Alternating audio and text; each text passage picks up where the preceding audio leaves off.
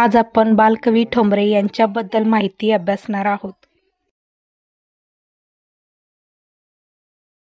बालकवी ठोंबरे यांचे संपूर्ण नाव त्र्यंबक बापूजी ठोंबरे असे होते.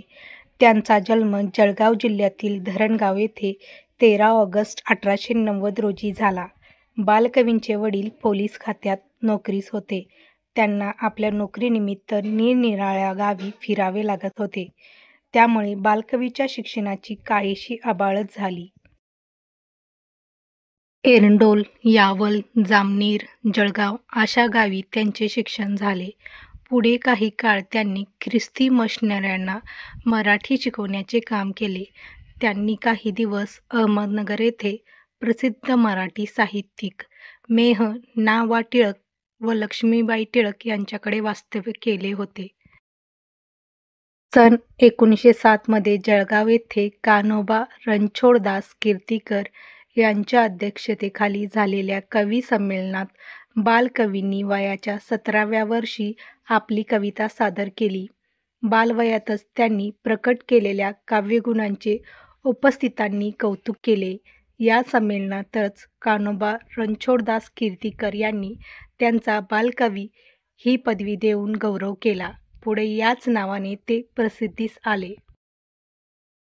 बालकवींच्या फुलराणी, संध्या रजनी, तारकांचे गाणे, अरुण, आनंदी आनंद, निडंगरास, श्रावणमास यासारख्या कवितांनी मराठी काव्यरसिकांना संमोहित केले होते.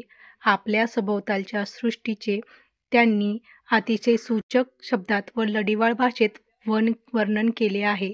फुलराणीचे वर्णन करताना ते म्हणतात, हिरवेगार गालिचे हरित तृणांच्या मखमालीचे, त्या सुंदर मखमालीवरती फुलराणी ती खेळत होती. रानावनातील एखादा निर्झर पाहिल्यावर त्यांच्या ओठावर शब्द येतात.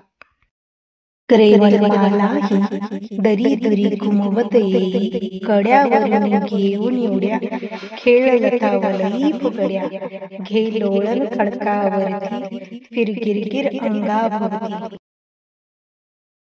अर्थात बालकवीचे सृष्टीचे वर्णन म्हणजे सृष्टीचे केवळ बाह्य चित्र नाही, तर त्यांच्या संस्कारक्षम मनावरतीचे उमटलेले प्रतिबिंब आहे. निसर्गाशी तादात्म्य पावलेल्या कविमनाचे सहज उद्गार आहेत. त्यांच्या कवितांमध्ये निसर्गवर्णनावर विशेष भर आहे. निसर्गामध्ये त्यांना मानवी चैतन्याचा प्रत्यय येतो व त्याचा आविष्कार ते आपल्या कवितांमधून घडविताना दिसून येतात. त्यांच्या उत्कट, हळव्या व निर्वाज्य वृत्तीचा प्रत्ययही त्यांच्या काव्यामधून आपणास येतो.